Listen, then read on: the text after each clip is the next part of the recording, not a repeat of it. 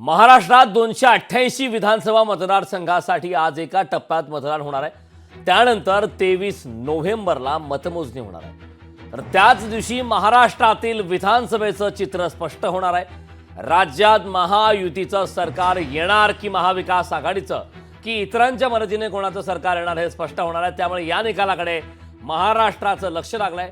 राज्यातील 288 जागांवर एकूण 4136 उमेदवार निवडणुकीच्या रिंगणात आहेत। या सर्व उमेदवारांचं भवितव्य आज मतपेटीत बंद होणार आहे। तर या संदर्भात मुख्य निवडणूक अधिकाऱ्यांनी नेमकी काय प्रतिक्रिया दिलेली आहे ऐकूया। 20 नोव्हेंबर रोजी सकाळी 7 वाजतापासून संध्याकाळी 6 वाजतापर्यंत मतदान केंद्र आपल्यासाठी तयार राहतील। आपण कृपया सर्वांनी येऊन मतदान करावे।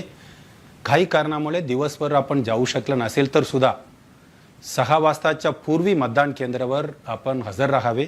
6 वाजता हजर राहिलेल्या सर्वांच्या मतदान होईलपर्यंत मतदान केंद्र उघड राहतील। आपल्या मतदान घेतल्याशिवाय मतदान केंद्राचे कामकाज पूर्ण होणार नाही, हे आपण सर्वांनी नोंद घ्यावी। मागच्या 1 महिन्यापासून आपल्या राज्यातील असलेले मतदानासंबंधित सर्व अधिकारी कर्मचारी रात्रोदिवस काम करून आपल्याला मतदानाचा हक्क बजावण्यासाठी तयारी केलेला आहे।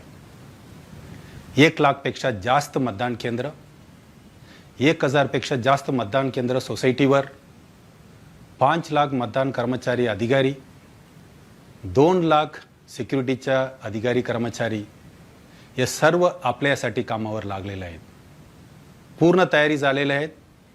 मतदान केंद्रावर आवश्यक असलेले सर्व सुविधा साहित्य सर्व देण्यात आलेले आहे। आपल्याला विनंती आहे, आपण जागरूक मतदार आहोत।